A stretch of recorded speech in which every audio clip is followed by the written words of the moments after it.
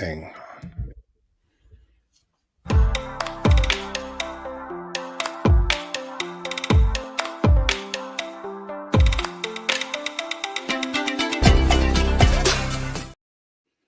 Oh boy, are we back? And doing this so many times because I think we had that awkward like we live?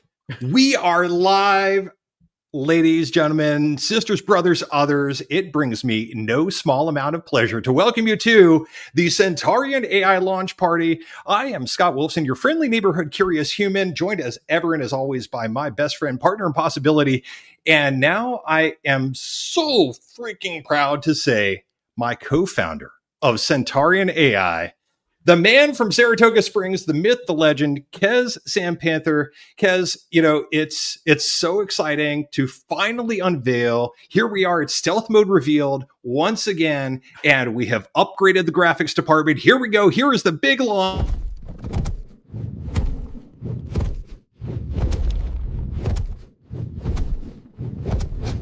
Yeah.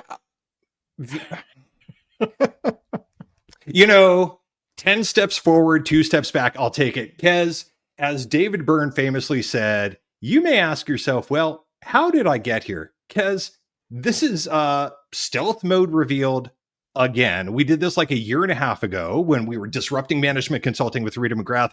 Kez, can you help share with the folks how we got here? How did we get here? Yeah, look, as you can always tell, AI is still the worst AI we're ever going to have. And we're still on the verge of something incredible. Like, all of us can feel it. Look, stealth mode again. Why are we doing this? How did we get here? What's going on? Like many of you, we have been through a number of different inflections. I've been through many technology revolutions in my career, and this one I knew was going to be different. And the speed, how fast it's coming, how much is changing, the conversations. Look, everything changed. We knew when ChatGPT dropped, something was different. We knew when we left BCG that this was going to be something big. We wanted to disrupt management consulting. We had an amazing year and a half with Rita McGrath, one of my heroes, with that combined vision that we knew management consulting was going to change. But guess what? Something bigger came to us, something bigger looked, and as we looked at this inflection point, we realized the second order and third order effect of this AI, this technology was going to need a lot of what we had been doing for the last 2.5 years, which is understanding how our brains think and how to merge it together. How do we actually augment humans? Look, one of the core things which is driving home, as many people are running an agentic AI and trying to automate everything, the assumption is this is going to automate all our jobs away. We actually don't believe that. We actually believe automation will happen, but it always takes longer. And look, in a future Tectonic, we'll walk you through the 5 myths of AI automation, or actually automation in general, how it actually goes through those steps. But today, what we want to talk to you about is the reality of what we realized is going to be the future. What is that second order effect, and what is actually needed more than ever? That's right. And, we are so excited to share our beta work in progress, ship before you're ready, just like Reid Hoffman said, website. And this is something that we have been saying since we were at BCG. Lohman Harley was one of the first ones to echo this, right? Think first, prompt later. Think, prompt, check, as we're now saying. And so on centaurianai.com, you can scroll around, and because this is one of the things, like we've got a number of things, you can talk through it, but what I do want to call out is this notion of, this is going back to how you started January 1st 2024, when you started your Substack, this notion of Principia Centauri, and drawing from this incredible quote by J.C.R. Licklider, the hope is that in not too many years, human brains and computing machines will be coupled together very tightly, and that the resulting partnership will think as no human brain has ever thought, and process data in a way not approached by the information handling machines we know today. Boy, if Lick were alive to see what is happening now, I think he would champion us doing exactly what we're doing, which is helping folks learn how to think with machines, learn with machines, and lead with machines. But let me scroll away, Kez, and give folks some of the smart voiceover on CentaurianAI.com. Think first, prompt later. Look, this is something I was pushing the team to do at BCG, right? Because I realized it's so easy to just jump in and just prompt and get an answer. This idea of using AI as a glorified Google or as an answer machine is the worst and least useful way of using AI. To me, one of the things which we've realized more than ever is this idea that teaching people how to think, to use machines, is the core piece of this. So this idea of learning how to think. So one of the things which changed as we talked to leaders, especially over the last year, was the conversation started shifting. Last year, everybody's about prompt engineering or agents, but we started hearing something different from our leaders. And it was, first of all, in learning and development. Talent management, the fears that, jobs were going to be automated away. What are we going to do? Do we hire people out of college? We're seeing that play out through society. People are confused. Companies are confused. The young generation is feeling, disaffected at this level. Like they've studied so hard to get here and suddenly companies aren't hiring. Look, we actually believe humans are needed more than ever, but what you actually do is going to be so different. So this idea of teaching people how to think with machines and teaching people how to learn with machines, because guess what? That is one of the fundamental things which has changed. I'm getting ahead of myself. I'll explain that more. But one of the core things is lead with machines. So we've started having this conversation with leaders, and the core thing we heard over and over again was this sort of, hey, look, we're investing in this, we're pushing our teams to do this, but I don't actually use AI that much myself. They started coming to us and explaining they felt like frauds. And what we started working together with leaders is, how do we actually teach you how to use these machines effectively for yourself? Leaders have to do the majority of their work is thinking, is communicating, is solving the problems nobody else can solve. So that kind of work, helping them actually think, was really powerful. The second piece of this, as I go back to learning, how do we learn in a world where knowledge is democratized and expertise is commoditized? That's a scary world. We were talking to a leader yesterday, and he said, last year, his only thought was I'm so glad I'm nearly retiring. But this year, he was like, I want to help, and I can create a program to actually help leaders and our companies survive this, because he believes that humans need to be taught better. We're also working with one of the top talent leaders in this organization, and she is really invested, and her team are really invested in, how do we actually keep hiring these people? How do we actually train them for the world, which looks very different? And how do we actually give them a chance to be able to accelerate? Because guess what? Learning can't work the same way it has done since we invented writing. This is the first time that we have to rethink learning. What got us here, our system 2, our declarative memories, this thing of knowledge, suddenly is no longer good enough, because actually we need to go back to our old evolutionary roots of our brain and understand how procedural knowledge actually is trained. Because what is it to be when knowledge is democratized? It is, how do we get to the higher level of skills? And I'll cover more of that later, but it all comes down to what we always do, Scott. We believe is about teaching people how to think. If we teach people how to think, they'll be able to work with machines so much better. K plus Q equals A. Knowledge plus questions equals answers. Better knowledge, better questions. In fact, as we've realized, thinking, it's just asking yourself questions in your head. We talk about these different systems, learning with machines, as you were pointing out. Learning and unlearning, as many have been saying, is more important than ever before. And boy, like Barbara Oakley wrote about in the memory paradox earlier this year, my word, the difference between declarative and procedural knowledge and skills, and how you get from bits to maps to models to sims. And those sims, right? These, the age of prediction machines, and now we've got imagination machines. But it does give me great deal of pleasure to tell you a little bit about Centaurian AI and the fact that I have this title because as a co-founder, I get to make up my own title. And we thought it was very important that because you're the CEO, you are the big brains here. And I bring so often my heart. I wear it on my sleeve. I wear my insides on my outsides. And that's one of the reasons that we do strongly believe. In fact, I dare say this is a strong opinion, tightly held, that culture is in fact our competitive advantage. And we highlight our values, things like psychological safety, intellectual humility, deep curiosity, hopeful skepticism, motivational intelligence, we believe is the new emotional intelligence. As many who have worked with us know, it takes a great deal of comfort with ambiguity. Whether you're on our partner side, our client side, you're working with us, for us, against us, boy, ambiguity aversion sure comes out when folks work with us. This notion of meaningful work, pro-social collaboration, it's always been the secret of our success. And we believe firmly in the power of science and love, the head and the heart. There's a number of different ways that folks can work with us. We've got some profiles of our amazing team, Kez, myself, my brother Daniel, and of course, the boy wonder, Noah Frank. Kez, so here we are. I remember a time where you said, I don't want to be Workshops Are Us.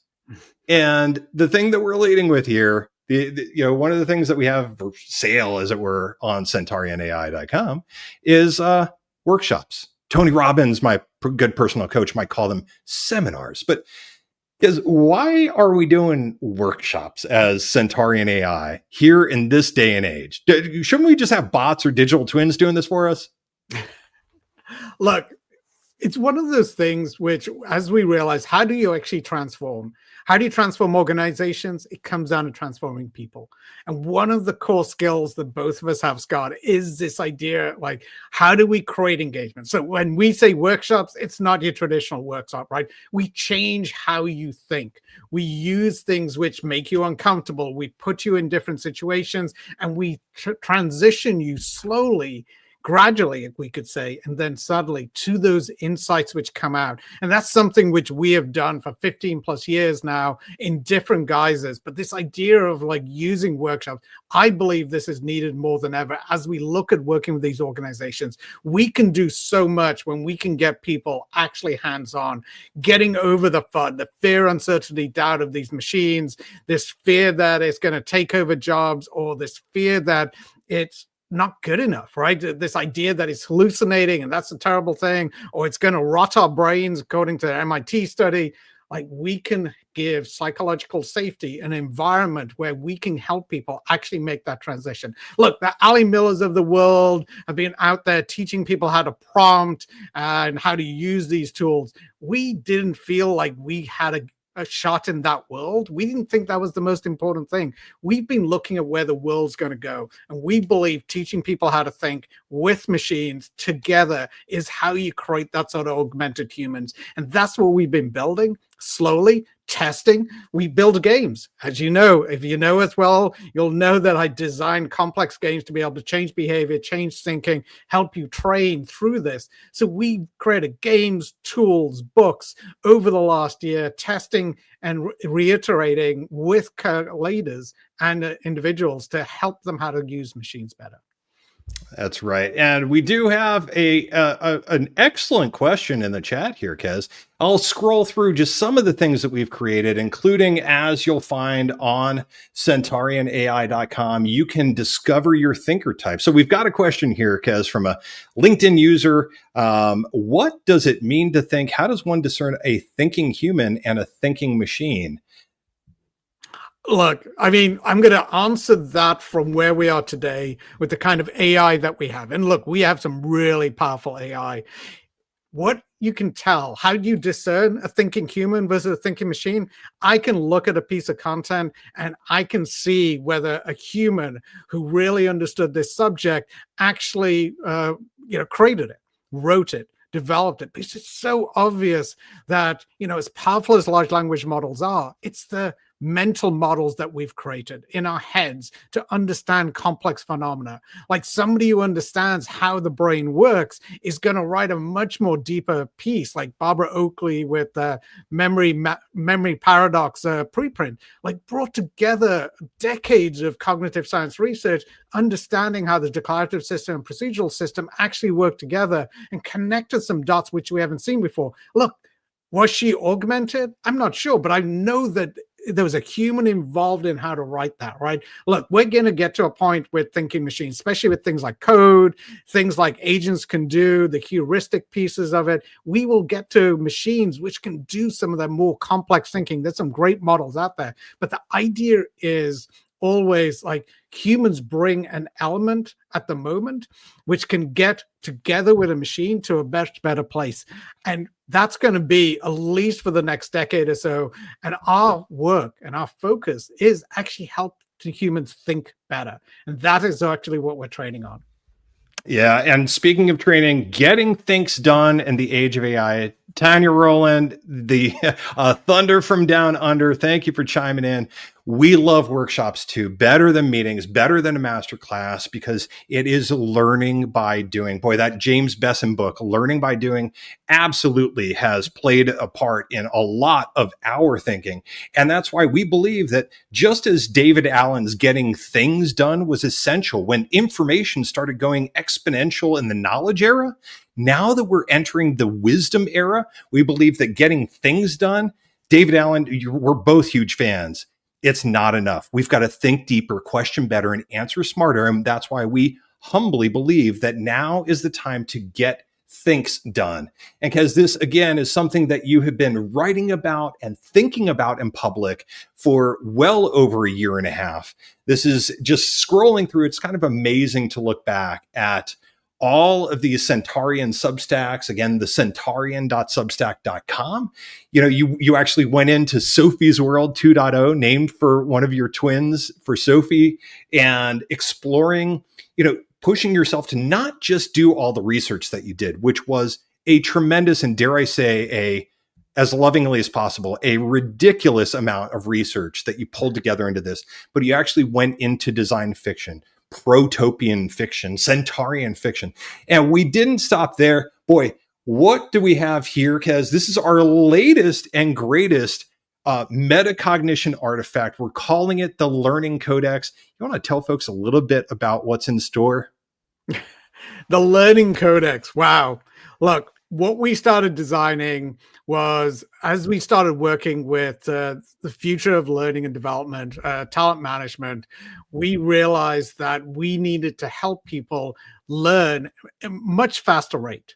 And we started looking at some of the science of learning, which has been around for like 25 to 30 years. And as somebody who's been deep in neuroscience and cognitive science, the frustration is how it hasn't made it into education. So there's some great work for some researchers. Pooja Agarwal has been working for the last 20 plus years, bringing teachers along and really sharing some of that research, that there's 4 main principles which we cover, but we've created this tool, a System Zero tool. If you know our framework, System Zero is the system which is outside our head. We're one of the few creatures in the world, actually probably the only creature in the world who can think outside our head. So the idea of a notebook, a physical notebook in a digital world, and walking somebody through these elements, which the science of learning is built into this notebook. And we've made it fun and engaging to be able to help people as they're accelerating through amount of content they're going to have to learn. So this knowledge buildup, yes, knowledge is getting commoditized. We're teaching people how to use AI to learn better, not to get answers, but to actually learn the deep work. Microsoft's doing some great work. OpenAI is doing some great work on it. We've built it into our tools. We've built a tool to make it fun and engaging, and actually building out how do we teach people how to learn more effectively. Guess what? This is something which has frustrated me for like over 4 decades. Why were we never taught how our brains actually learn? That was the first thing. I wanted to create a user manual for my brain as soon as I saw the user manual for my computer. And it's taken me this long to be able to start integrating a lot of this stuff in. So this is one of our first tools, because we believe helping people learn at this accelerated pace is the first step. There's going to be another step on top of that, which is how do you move from knowledge to skills. And Scott's already thrown out some of the pieces of our framework, bits to maps to models to sims. That is the framework. How do we actually chunk skills and move things from our declarative system, our system 2, which is all about semantic knowledge, to something which is a level of skill? What is a skill? Like if you think about a chess grandmaster, how they can just look at a board and be able to, they've chunked chess so much that they can see a pattern and all the right moves right in front of them. That's the same sort of skills which we need to start accelerating people towards, whether you're a financial analyst, a lawyer, a tax consultant. All of these complex skills are now moving away from the knowledge era. We have now left the knowledge era, but our first tool was to help people accelerate through it. And it's not the only tool that we've created so far this year. I've shared a little bit about getting things done. It's what we call the world's first metacognition card game and pocket-sized toolkit. For those of you who were lucky enough, I know Tanya, who joined us at the Reinvention Summit in Dublin, Ireland earlier this year. Shout out to our brother from another mother, Aidan McCullen. We wanted to add some value to that. We created the Think Week Primer, and something that was what we thought was some unfair value to really help folks get the most out of these in-person synchronous experiences. We packed in so much that we've been talking about here, the different thinking systems, system 1, 2, 0, system 3, thinking outside our heads with machines, and some of these techniques that, as you've said, you've been practicing for years, brain dumping and ignorance mapping, the real Feynman technique, which we now are recognizing is retrieval practice. We would never recommend that you only do one learning exercise, but if you do, it should be retrieval practice. We created the Think Week Primer. We created the Choose Your Own Inflection, the nerdiest Choose Your Own Adventure yet, going on innovation odysseys across inflection points across social, technological, economic, and political. And we are not done yet. This is just a small taste of some of the tools, the metacognitive artifacts that we have created. In many cases, we have given away because we believe, just like Stuart Brand said, ideas want to be free. People need to learn how to learn how to think, learn how to lead with machines, especially in what we're calling this age of wisdom. And because it always feels like we're just getting started. And here we are on Friday, October the 3rd. And next week, we have something unbelievable. It's a pinch me moment going out to San Francisco, not with flowers in our hair, but maybe with a game in our pocket. Kez, what do we have in store for those folks who are going to join us at the Masters of Scale Summit in San Francisco next week? Look, what we've been working on is a game to help entrepreneurs and startup founders actually navigate one of the most complex journeys anybody ever goes through, which is really launching a startup. We've lived it for the last 2.5 years. We've sort of embraced it. I've run startups multiple times, but this time I used everything I know about learning and I developed this game, which we're launching. It's in beta mode. It is basically just the start of a game to teach entrepreneurs how to actually get better at what they do. We always look at, VCs and, entrepreneurs, and they always seem to be on a different sides of the table, because one of the things is a VC gets to see so many different startups. They know all the different traps and can give advice and sometimes arbitrage information in their favor. But an entrepreneur, it takes so long to be able to do it. They don't get as many reps. That's why they say, hey, look, I'll rather, fund a entrepreneur who's failed 3 times because they've had more reps at it. We believe we can create a game because look, where we think the future is going is how do we get to those skills? How do we get to learn those, become a master of something?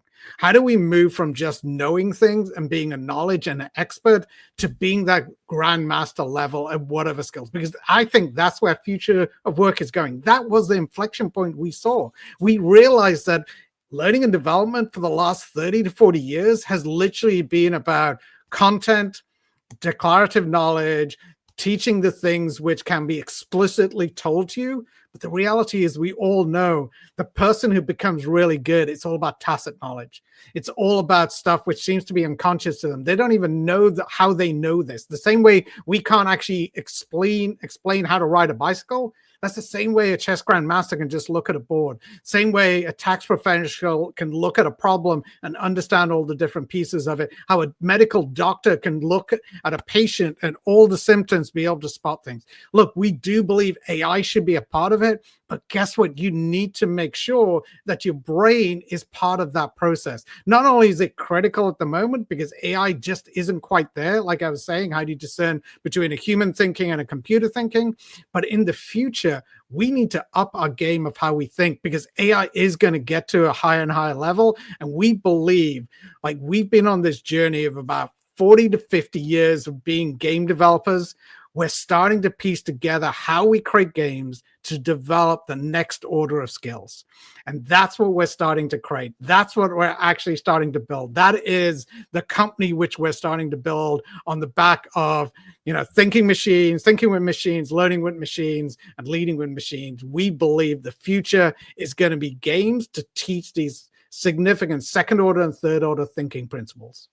That's right. So for those of you who have processed a little bit, even just a few drops of this fire hose, this is what we're building. This is what we're so privileged to share with you. Centaurian AI, of course, you can visit it yourself at centaurianai.com, playing to learn how to think, learn, and lead with machines in the wisdom era. Because what a day. Rocktober is in full effect. Can't wait to see what folks think about our thinking. This notion of thinking and learning and leading with machines in the age of AI as we enter the age of wisdom. Man, I asked you that question that David Byrne posed in the song. You may ask yourself, how did I get here? And it seems so poetic that our real origin story began over 15 years ago in San Francisco, standing outside Smuggler's Cove, when I asked you so confidently and so naively, "Hey, Mr. Brain Guy, so what's your take on tabula rasa?" Boy, I have learned a lot since then, and I cannot wait to learn even more over the next 15 years together. We hope you will join us on our journey. Check it out for yourself, centaurianai.com. Learn about your thinker type, learn about getting things done, learn about our culture, and heck, if you're interested in bringing us somewhere, let's talk about what kind of workshop we can do for you. Kez, any closing thoughts for folks before we wrap up this absolutely awesome Friday Tectonic special Centaurian AI launch party?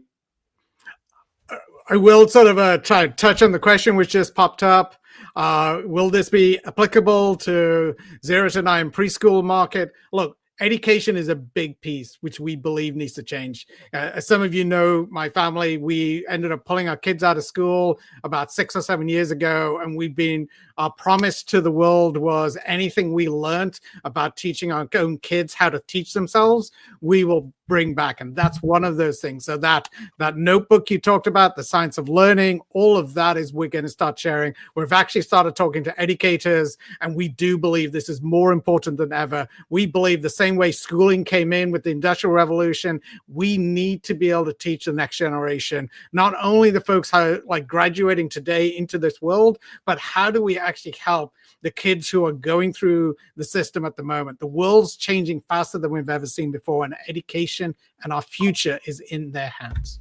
That's right. You mentioned Pooja. I have one of her books, Smart Teaching, Stronger Learning, right next to me, and maybe it's fitting to go out with this notion that we've talked about, that what it really takes, you've got to think hard to learn strong.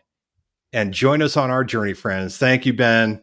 We are so excited for the future where people are really going to feel the learn. So from Waynesville, North Carolina, the great gateway to the Great Smoky Mountains, I am Scott Wolfson, Chief Culture Officer and co-founder of Centaurian AI, joined by my best friend, my partner in possibilities, my co-founder, Ket Sam Panther.